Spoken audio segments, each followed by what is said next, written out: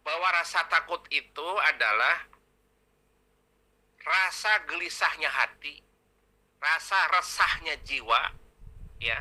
Hati yang resah, hati jiwa yang gelisah. Kalau bahasa sekarang mah gegana, gelisah galau merana, gitu ya. Rasa gelisahnya hati tentang apa atuh? Rasa gelisah itu muncul itu tentang masa depan. Definisi takut ya. Rasa gelisah, rasa resah, rasa was-was yang mengguncang jiwa tentang masa depan. Ya, itu namanya takut.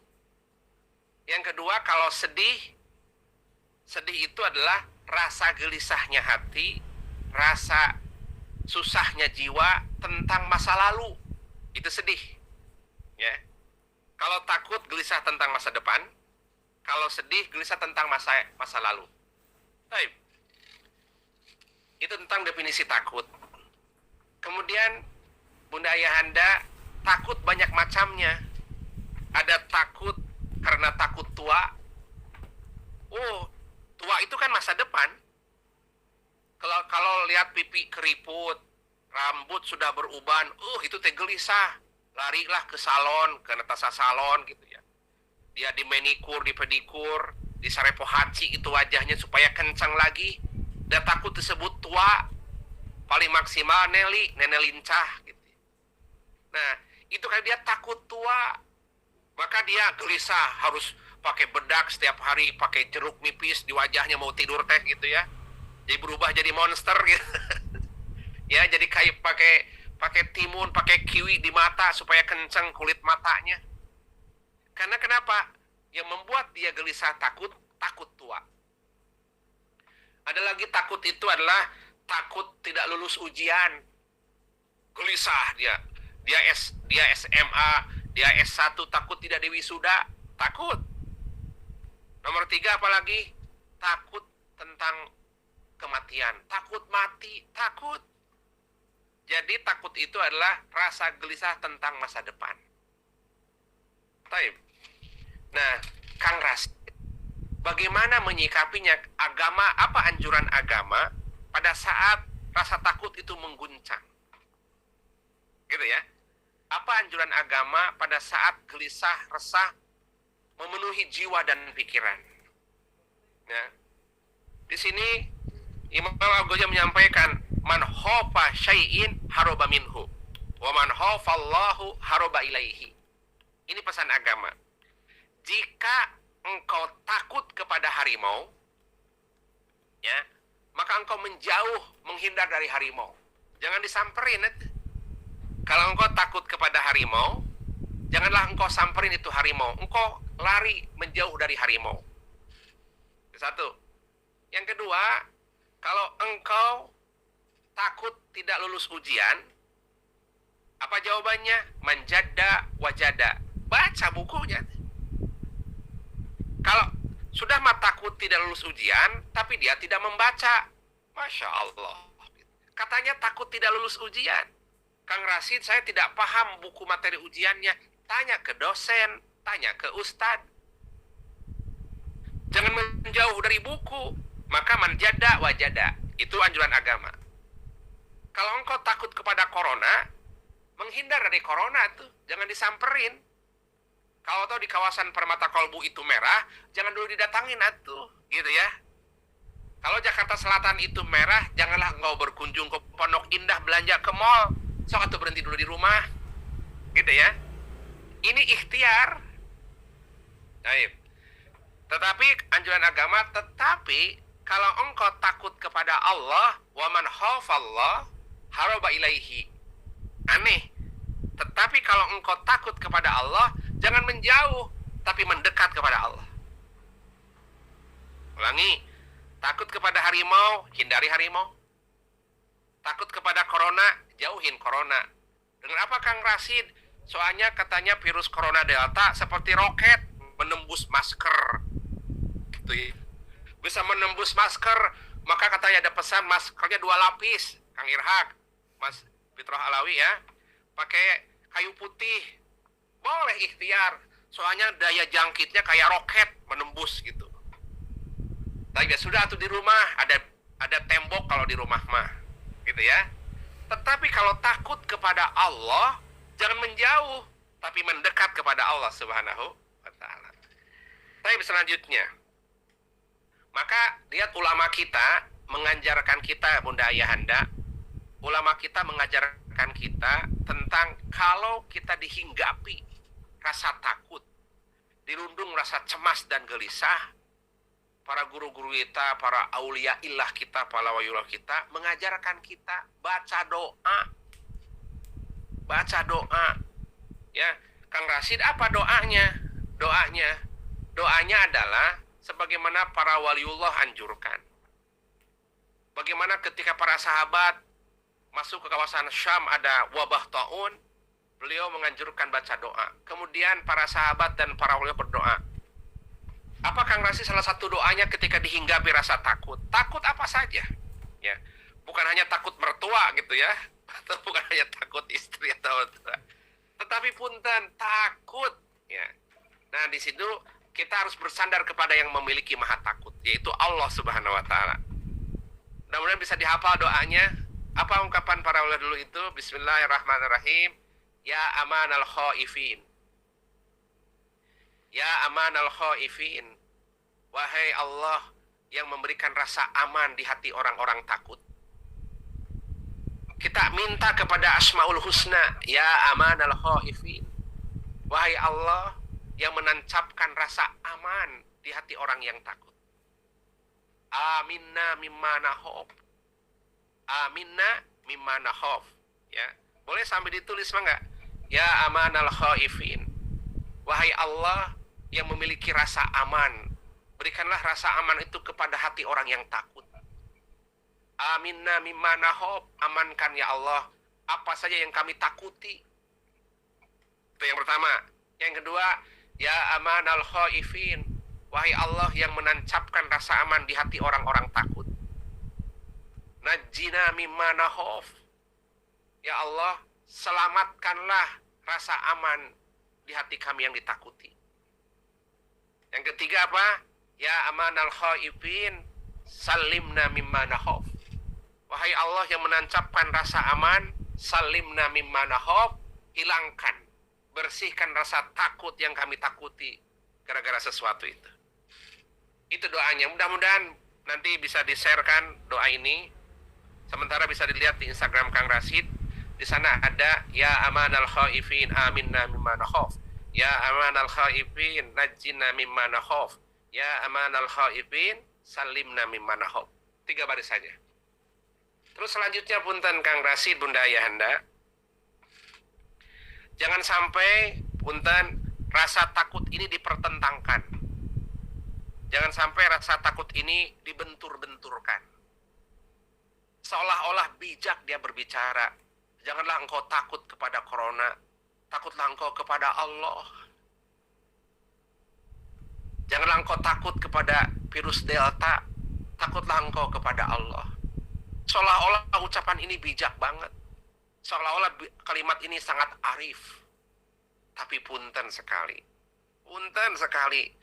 Kalimat ini itu menggambarkan isi hatinya. Kalimat itu menggambarkan isi kepalanya. Ya. Kita bukan tidak takut kepada corona. Ini bagian dari syariat agama. Mari kita lihat punten Bunda Ayahanda. Ya. Contoh Nabi Musa memiliki rasa takut. Nabi Musa memiliki rasa takut. Lihat seorang nabi saja yang mengalahkan Fir'aun, ya, Nabiullah Musa alaihissalam. Ketika ia mendapatkan titah dari Allah sepulang dari Gunung Tursina, dia mendapatkan wahyu, ya, yang di Gunung Tursina namanya kitab Taurat. Beliau berhadapan, Allah menyampaikan kepada Nabi Musa, ya Musa, idhab ila fir'auna innahu tagha. Wahai Musa, pergilah engkau kepada Fir'aun, dakwahi dia, ceramahin dia, berikan tausiah kepada dia, berikan ajaran yang terbaik kepada dia, supaya dia sadar, wahai Musa. Idhab ila fir'auna innahu tagha, pergilah engkau kepada Fir'aun, wahai Musa, dengan membawa syariatku kepada Fir'aun yang sangat dolim itu. Nah, ketika Nabi Musa berhadapan dengan Fir'aun, ada rasa takut. Tapi punten, Nabi Musa tidak boleh dikalahkan oleh rasa takut itu. Tapi Nabi Musa mampu mengendalikan rasa takut itu. Itu bedanya orang-orang yang beriman, dia mampu mengendalikan rasa takut itu. Bukan dikendalikan rasa takut. Ya. Ketika Nabi Musa, maka kita lihat dalam surat Toha ayat 67. Di dalam surat Toha ayat 57, di situ Nabi Musa kelihatan rasa takutnya. Bahkan oleh Allah digambarkan rasa takut itu. Surat Toha ayat 67. Bagaimana Kang Rasid penggambaran Allah tentang rasa takut yang dirasakan oleh Nabi Musa? Pada saat Nabi Musa diperintahkan oleh Allah, ya Musa, lempar tongkat itu. Ketika tongkat itu dilempar, karena Fir'aun mengantarkan para tukang sihir untuk membuat ular dari tali-tali, dari tambang, untuk memakan Nabi Musa alaihissalam. Nabi Musa dapat perintah dari Allah, ya Musa, lemparkan tongkat yang ada di tanganmu itu. Kemudian Nabi Musa melemparkan tongkat, dan tongkat itu berubah menjadi ular besar. Nabi Musa mundur. Ada rasa takut Nabi Musa. Dan itu digambarkan dalam surat Toha ayat 67. Bismillahirrahmanirrahim. Fa'aujasa fi nafsihi hifatan Musa. Nabi Musa merasakan terhentak ketika tongkatnya berubah menjadi ular. Hifatan khaufin Musa. Ada rasa takut di hati Nabi Musa. Namun Allah mengobati, la takhaf wa la tahzan. Jangan risau wahai Musa. Nabi Musa punya rasa takut. Bukan berarti orang yang tidak memiliki rasa takut itu, yang punya rasa takut itu adalah orang yang dosa. Tidak. Rasa takut itu anugerah. Ya, rasa takut itu anugerah. Cuman ketika engkau dikendalikan oleh rasa takut, engkau membahayakan. Baik. Lihat Nabi Ibrahim alaihissalam. Nabi Ibrahim juga memiliki rasa takut. Nabi Ibrahim, ketika Nabi Ibrahim menjamu tamunya, kemudian ada beberapa orang laki-laki dijamu oleh Nabi Ibrahim. Dan Nabi Ibrahim terkenal dengan seorang yang sangat dermawan. Dia tidak pernah makan sendirian, selalu beserta tamu kalau makannya. Kalau dia tidak ada tamu, dia cari tamu untuk bisa makan bersama beliau. Bahkan dia sempat radius 10 km mencari tamu supaya menemani beliau makan dengan beliau. Ya, itu tamu. Nah, pada satu ketika beliau mendapatkan kunjungan dari seorang laki-laki, jumpa dengan Nabi Ibrahim. Kemudian Nabi Ibrahim menghidangkan hidangan makanan. Namun tamu itu tidak menyentuh hidangan yang dihidangkan oleh Nabi Ibrahim alaihissalam. Nabi Ibrahim rasa takut. Apakah hidanganku tidak lezat ya? Apa mungkin hidanganku tidak berkenan di hati tamu itu ya? Ada rasa takut di hati Nabi Ibrahim. Fa'aujasa fi nafsihi hifatan. Ada rasa takut di hati Nabi Ibrahim. Ternyata tamu yang dia hadapi adalah malaikat. Ternyata malaikat memang tidak bisa makan dan minum. Akhirnya terobatilah rasa takut itu. Kemudian terakhir saya ceritakan punten, Nabiullah Muhammad SAW. Nabi Muhammad memiliki rasa takut, terutama pada saat perang Badar. Di situ tergambarkan jelas oleh sahabat Nabi Sayyidina Abu Bakar Siddiq. Beliau menggambarkan betul ketika Nabi Muhammad berdoa dan mengangkat tangan sampai tinggi, sampai sorban beliau jatuh. Saking risau, resah dan gelisah tentang perjalanan risalah Allah, bisakah sampai yang akan datang, beliau takut Islam terkalahkan. Nah, kemudian ketika terjadi perang, beliau pun juga khawatir pada saat sholat diserang mendadak oleh musuh. Itu dicurhatkan kepada Allah. Jadi rasa takut itu tidak dia pendam sendirian. Rasa takut itu tidak dia diskusikan. Rasulullah mendiskusikan rasa takut itu kepada Allah. Mendiskusikan kepada sahabat, mendiskusikan dengan Allah Subhanahu wa taala, maka muncullah syariat salatul khauf, sholat pada saat rasa takut mengguncang. Sholatul khuf. Ketika itu Nabi pada saat dalam pertempuran ada sholat khuf sambil memegang pedang. Gitu ya. Maka karena itu pun sekali itulah sejarah bagaimana para nabi pun memiliki rasa takut. Jadi punten, rasa takut itu anugerah. Bila mana rasa takutmu dibawa kepada Allah Subhanahu wa taala. Baik? Itu.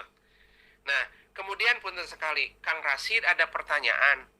Lantas penyakit ini bagaimana?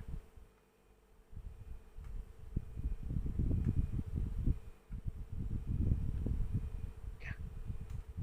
Imam Ibnul Qayyim al-Jauziyah yang menjadi murid dari Imam Ibnu Taimiyah, beliau menyampaikan kepada kita dalam satu kitabnya, ya, hudis sabab, ya, bahwa mengambil syariat, mengambil sebab itu adalah anjuran agama. Jaruha fis syariah, bahwa kalau kita tarkul asbab, juruha fis syariah. Kalau engkau meninggalkan syariat, kalau engkau meninggalkan sebab, maka engkau dilarang oleh syariat. Tetapi punten sekali, kalau kita menggunakan syariat yang Allah anjurkan, maka engkau setelah melaksanakan agama. Tetapi kalau engkau meninggalkan sebab, al-iktimadu alal asbab bahwa syirkun.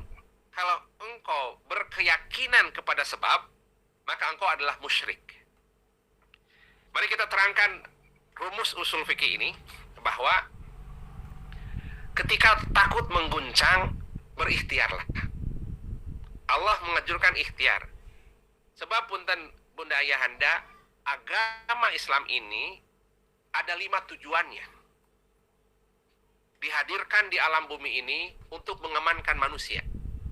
Kang Rasid, apa sih tujuan inti dari agama hadir di muka bumi ini? Rasa takut ini sudah kita bincangkan kepada dokter. Rasa takut ini sudah kita bincangkan kepada para pemimpin. Tapi tak kunjung reda rasa takut itu. Rasa gelisah itu. Kemana lagi kami membincangkan rasa takut gelisah ini? Satu-satunya, yuk kita sama-sama membincangkan, menjeritkan rasa gelisah dan takut ini kepada Allah Subhanahu wa taala. Di sanalah letaknya jawaban itu. Pertama, punten sekali, bahwa ada 5 tujuan hadirnya agama di muka bumi ini. Pertama, disebut dengan maqasid syar'i, tujuan inti, tujuan pokok dihadirkannya agama di muka bumi ini. Pertama adalah hifduddin, merawat agama, merawat akidah, merawat kepercayaan di hati-hati orang yang beriman, merawat keyakinan di hati-hati orang yang beriman. Keimanan yang ada di hati kita harus dirawat. Maka hadirlah agama untuk merawat keimanan. Sebab keimanan itu adalah kunci selamat di dunia dan kunci selamat di akhirat. Maka agama hadir. Maka ketika di zaman vakum tidak ada agama antara Nabi Musa, antara Nabi Isa kepada Rasulullah, itu ada kepakuman. Kalau zaman Nabi Musa lanjut kepada Nabi Daud, Nabi Sulaiman, dan terakhir kepada Nabi Isa.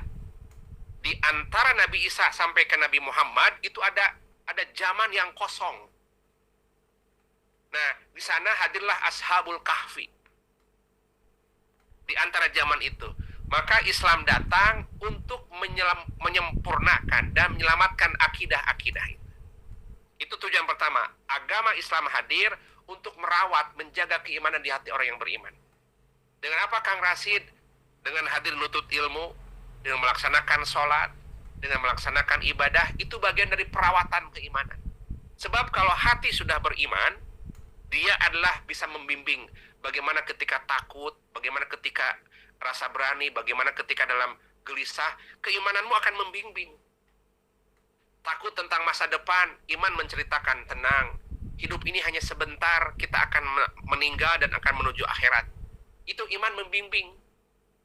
Keimanan itulah yang akan menggaiden rasa takut itu.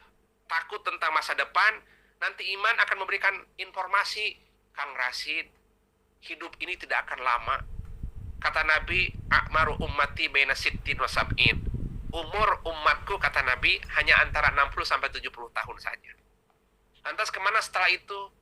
Setelah itu kita akan masuk kepada gerbang kematian.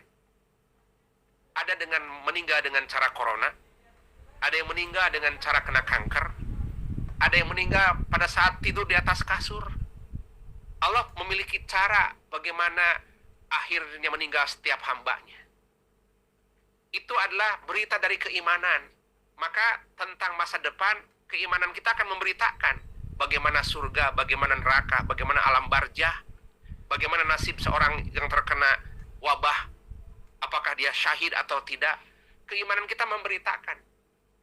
Maka tujuan pertama agama adalah hifdzuddin, merawat akidah dan agama. Yang kedua, mari kita lihat namanya hifdzun nasab, merawat keturunan. Agama itu merawat, dan syariat yang pertama turun, Bunda Ayahanda, mohon izin, syariat yang pertama turun di muka bumi adalah syariat menikah. Jauh sebelum syariat sholat turun. Kenapa syariat menikah? Yang pertama menikah itu Nabi Adam dan Sayyidatina Hawa. Disitulah syariat menikah mulai diturunkan. Kenapa? Beliau melahirkan keturunan-keturunan, ya. Yang kita kenal hanya Qabil dan Habil. Ada putra beliau yang soleh, ada Yusa bin Nun, ada itu. Sehingga melahirkan para nabi, melahirkan orang-orang soleh. Orang soleh inilah terus beranak pinak, melahirkan keturunan-keturunan soleh, sampai orang-orang soleh itu hadir di negeri Nusantara ini. Itu adalah caranya Allah untuk menebarkan risalah agama. Maka hifdzun nasab, keturunan itu dirawat. Agama Islam melarang betul zina. Sebab zina itu memutus mata rantai keturunan. Yang ada hanya bapak biologis. Maka punten, keturunan itu harus dirawat. Bapaknya yang soleh, ibunya harus yang solehah. Dua. Yang ketiga, punten, hifdzul mal, merawat harta. Maka tidak boleh kita mengambil harta orang lain. Di situ ada hukumnya, tidak boleh mengambil hak milik orang lain. Hifdzul mal. Ya. Yang keempat apa? Hifdzun nasab, hifdzun nafs, merawat diri. Merawat diri, kita tidak boleh, punten, membunuh diri, gak boleh. Maka punten, agama itu melarang betul orang yang bunuh diri itu terjemahannya adalah dia telah membunuh kemanusiaan seluruhnya. Ya, hifdzun nafs dan hifdzuddin dan hifdzul mal itu adalah maqasid syar'i agama. Nah, yang Kang Rashid ingin ambil di sini adalah merawat diri. Tidak boleh kita, Kang Rashid, saya tidak takut corona. Saya ke pasar tadi tidak pakai masker. Bahkan saya masih kerumunan di tengah kota, gitu ya. Punten sekali. Di situ Allah menegur lewat surat Al-Baqarah, ya. Ayat 195, Bismillahirrahmanirrahim. Wala tulqu biaidikum ila tahlukah. Al-Baqarah 195. Wala tulqu biaidikum ila tahlukah. Shadaqallahul adzim. Janganlah engkau menjerumuskan diri kepada kehancuran. Wala tulqu biaidikum ila tahlukah. Janganlah engkau menjerumuskan diri kepada kehancuran. Maksudnya, kalau engkau masuk ke kerumunan, tidak menggunakan masker, terus tidak mencuci tangan dan tidak menjaga jarak, itu menjerumuskan diri. Itu agama melarangnya. Nah, menerjemahkan ayat itu kita mengaji menggunakan daring. Ini bagian dari penterjemahan ayat itu. Maka kita insya Allah masih dihitung ibadah oleh Allah Subhanahu wa Ta'ala. Menjaga jarak, tinggal di rumah sementara, PPKM, mikro, darurat, 3M tidak lupa, menggunakan masker, menjaga jarak, dan selalu mencuci tangan. Menghindari kerumunan, gitu ya. Baik. Penutup, nanti boleh diskusi Kang Irhaq. Baik. Lantas Kang Rashid punten, jangan sampai kita pergi ke masjid, tapi hati gundah gulana. Ya, jangan sampai kita pergi ke masjid, hati gundah gulana, lirik kanan, lirik kiri, duh, mereka tidak pakai masker nih. Jadi tidak khusyuk. Dalam konteks ini boleh kita sholat di rumah. Dalam konteks seperti ini. Tapi sebagai penutup, Kang Irhaq nanti diskusi. Rasulullah Shallallahu Alaihi Wasallam memberikan arahan kepada kita. Apa arahan itu? Ada dua hadis yang diriwayatkan oleh Imam Bukhari dari Imam Abu Hurairah. Hadis Nabi mengatakan, la adwa wala tairatan wala hammatan wala safar. Bahwa tidak ada penyakit yang menular, kata Nabi. Ini hadisnya hasan dan sahih. La adwa, tidak ada penyakit yang menular, yang menimbulkan kesialan. Dan tidak ada burung hantu yang membuat kita sial. Kan dulu hadis ini diarahkan bukan orang yang beriman. Hadis ini diarahkan kepada orang-orang musyrikin yang pada saat itu dia mengatakan, saya hancur gara-gara bulan Safar nih. Mereka punya keyakinan saya hancur karena ada burung hantu di atas rumah. Jadi burung hantu itu tanda kesialan. Bulan Safar tanda sial, kata mereka. Kemudian penyakit ini tanda sial, nih menular nih. Nah, keyakinan itu, dia berkeyakinan bahwa burung hantu memunculkan kesialan, bulan Safar memunculkan kesialan. Kemudian penyakit memunculkan kesialan dengan efek menularnya. Nah, Nabi merontokkan keyakinan mereka dengan dibimbing oleh Allah. Nabi mengatakan kepada mereka yang punya keyakinan seperti itu dan menjawab begini, la adwa wala taira wala hammatan wala safaro. Tidak ada penyakit yang menular. Ya, tidak ada burung hantu yang memunculkan kesialan. Tidak ada bulan Safar yang memunculkan kesialan. Nah, jadi konteks hadis ini kepada mereka orang-orang musyrik yang tidak iman. Tidak ada penyakit yang menular.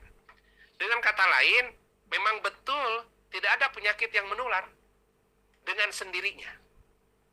Penyakit itu tidak menular dengan sendirinya. Dia pasti ada transporter, ada yang mengantarkan. Entah contoh seperti kalau penyakit influenza.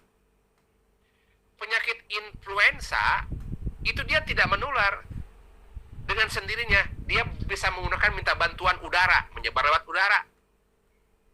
Gitu ya. Kemudian corona yang berawal mungkin masih debatable, berawal dari tikus, dari kelelawar, dia akan nempel di inangnya. Jadi kata Nabi betul, la adwa, tidak ada penyakit yang menular dengan sendirinya. Nah, maka di situ Allah punya kendali. Walaupun mereka sekarang sedang ada, walaupun mereka di Wuhan punya laboratorium, hampir puluhan laboratorium untuk menciptakan, menggantikan senjata atom, sekarang digantikan dengan senjata virus-virus. Walaupun sekarang sudah ada di Tengarai di kawasan China sana, tetapi punten sekali, apapun penyakitnya, dia tidak menular. Kecuali ada transporter yang mengantarkan penyakit itu. Baik. Maka Nabi dengan hadis ini, la adwa, tidak ada penyakit yang menular. Ini ucapan ini kepada mereka orang-orang musyrikin yang berkeyakinan bahwa penyakit ini membawa sial. Tidak. Nah, mari kita lanjutkan hadisnya. Yang kedua, kata Nabi, wafirru minal majdum kama tafiru minal asad. Jika engkau menemukan penyakit yang menular seperti majdum, majdum itu adalah penyakit kusta. Majdum itu. Wafirru minal majdum kama tafiru minal asad. Hendaknya kalian kabur, hendaknya kalian menghindar dari penyakit menular seperti kusta. Bagaimana kaburnya? Kama tafiru minal asad. Sebagaimana engkau lari tunggang langgang meninggalkan harimau. Lari menjauh. Nah, dua hadis ini tidak berseberangan. Seolah-olah hadis ini katanya tidak ada yang menular. Tapi kalau ada penyakit menular, kabur, gitu kan? Ini tidak saling tubrukan ini dua hadis. Hadis ini betul sekali menunjukkan tentang pertama spesifikasi penyakit, bahwa penyakit itu tidak menular. Kecuali ada alat bantu yang menularkan. Dan kalau ada alat bantu yang menularkan sehingga menyebar, sehingga menjadi pandemi, maka engkau menjauh seperti engkau menjauh dari harimau. Baik. itu sekelumit tentang makna bahwa rasa takut itu harus kita kelola. Jangan sampai punten sekali rasa takut itu menguasai pikiran dan menguasai jiwa.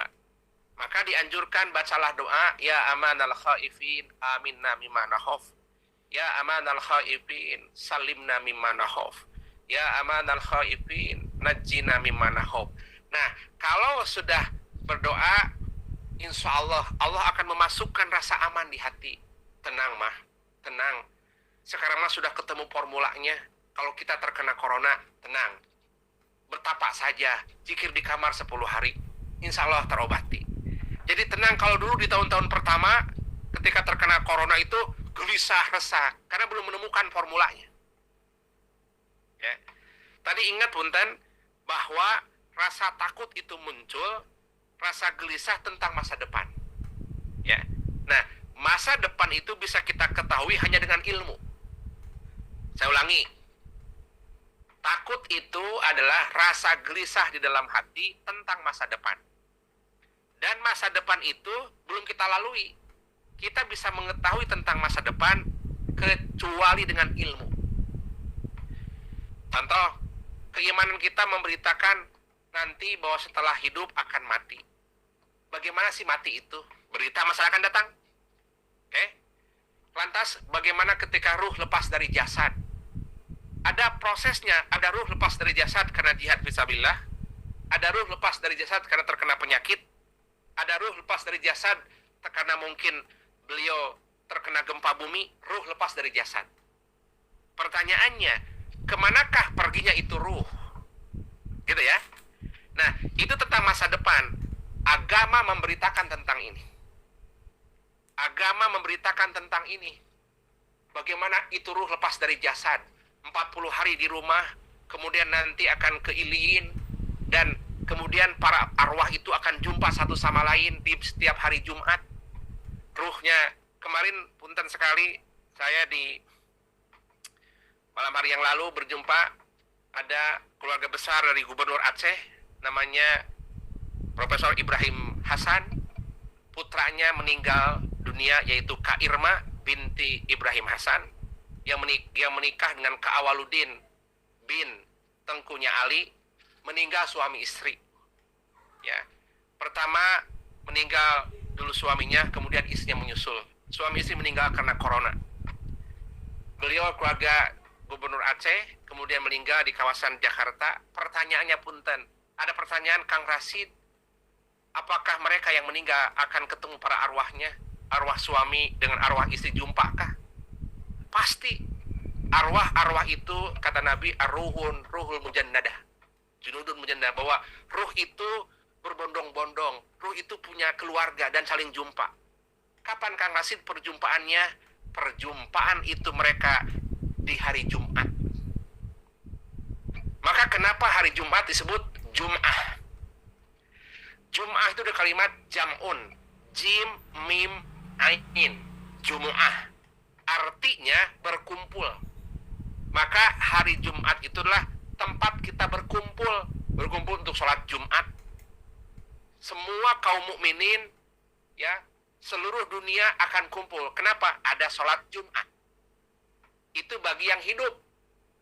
Bagi yang sudah tiada, kumpul juga di hari Jumat. Para arwah itu jumpa. Maka kenapa hari Jumat itu di pesantren suka rame?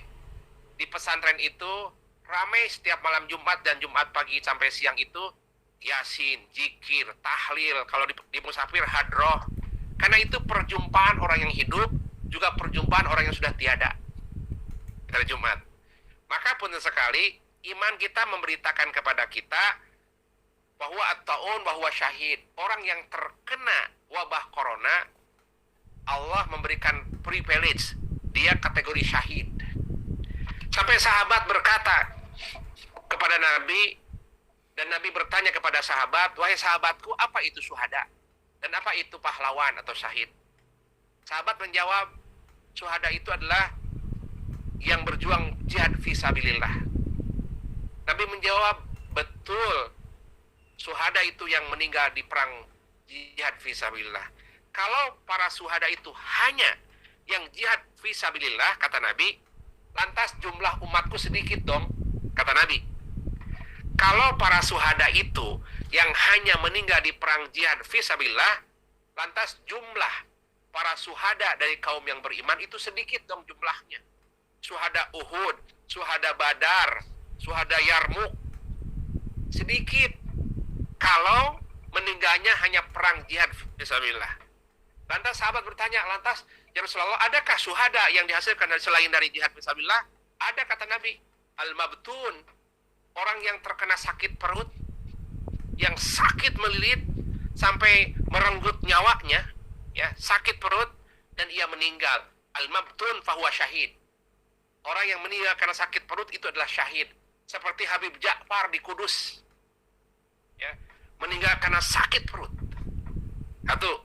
Yang kedua, kemudian yang terkena tenggelam air, tenggelam dan meninggal. Seperti beberapa mahasiswa yang tenggelam di sungai di kawasan Yogyakarta, meninggal, dia syahid. Kemudian at-ta'un, orang yang terkena wabah, sampai mengantarkan dia kepada kematian, bahwa syahid. Dan punten sekali, mari kita lihat seorang ulama besar dari Baghdad, namanya Imam Hasan al-Basri. Beliau pindah dari Baghdad ke Basrah. Kenapa pindah dari Baghdad ke Basrah? Ternyata beliau hendak mendekati masjid dan pemakaman syuhada. Dia ingin mendekat kepada pemakaman syuhada. Mari kita tengok, semalam ada ketua makam pahlawan Iskandar Muda Aceh, di mana Profesor Dr. Ibrahim Hasan dimakamkan di makam pahlawan. Mari kita lihat bagaimana sambutan negara kepada para pahlawan.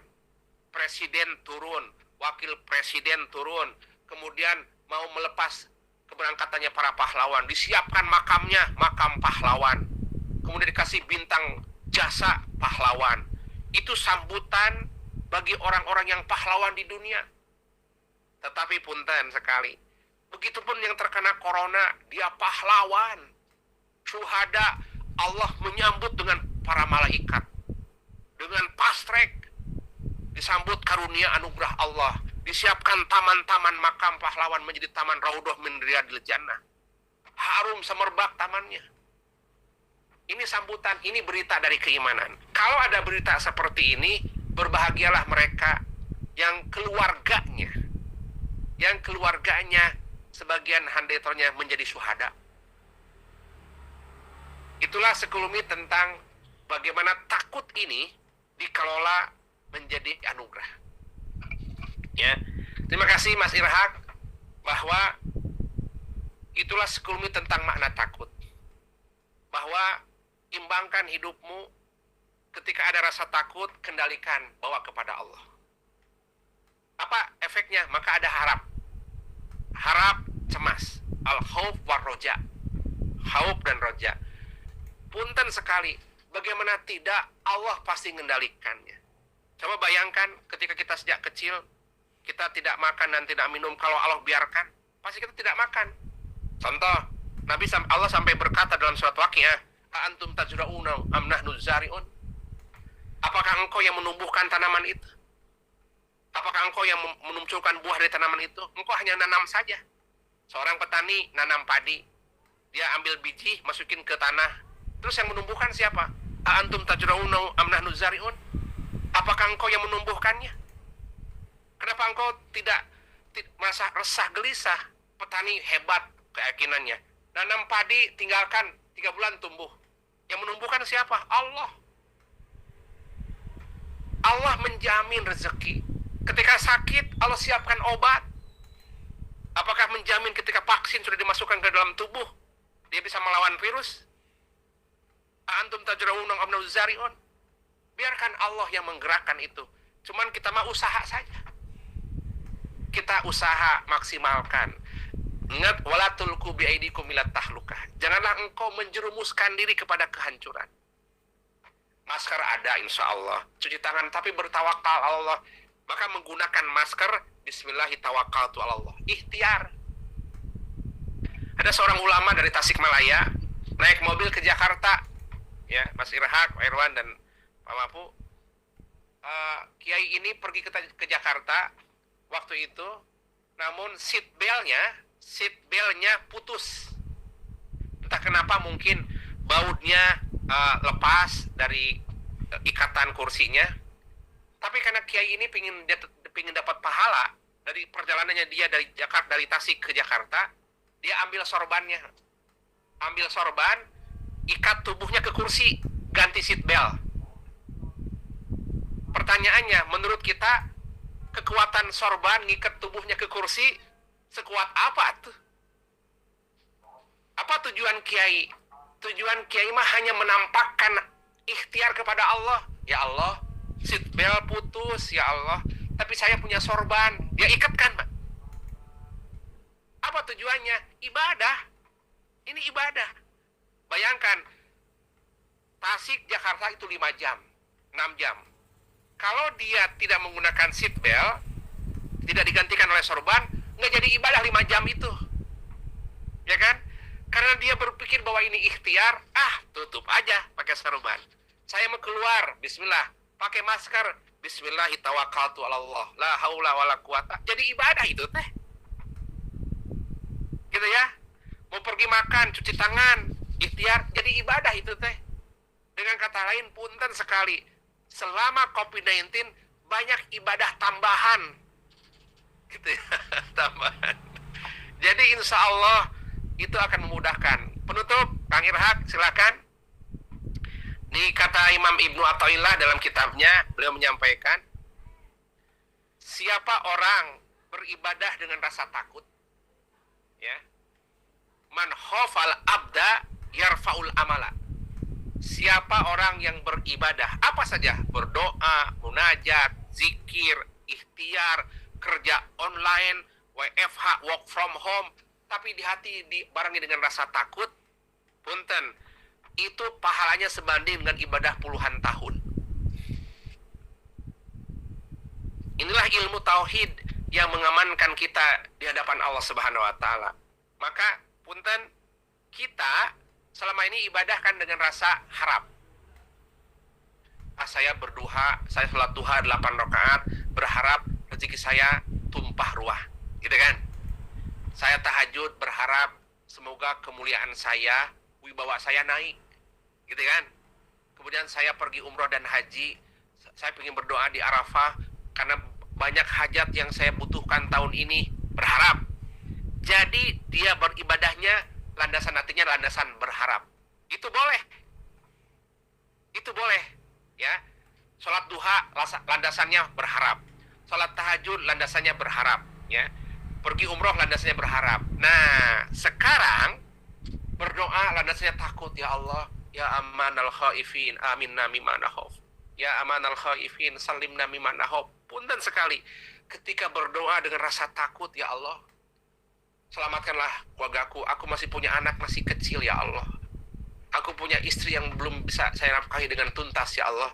Panjangkan umurku. Punten, rasa takut yang mengguncang, kemudian berdoa, maaf sekali, setengah jam ibadah dengan rasa takut, sebanding dengan ibadah puluhan tahun. Ungkapan Imam Muhammad Mahdi Abul Azaim. Terima kasih, la haula wala quwata illa billah. Itulah sekelumit tentang definisi takut akan menghilangkan kebahagiaan jika takut itu tidak dibawa kepada Allah Subhanahu wa taala. Hatur nuhun.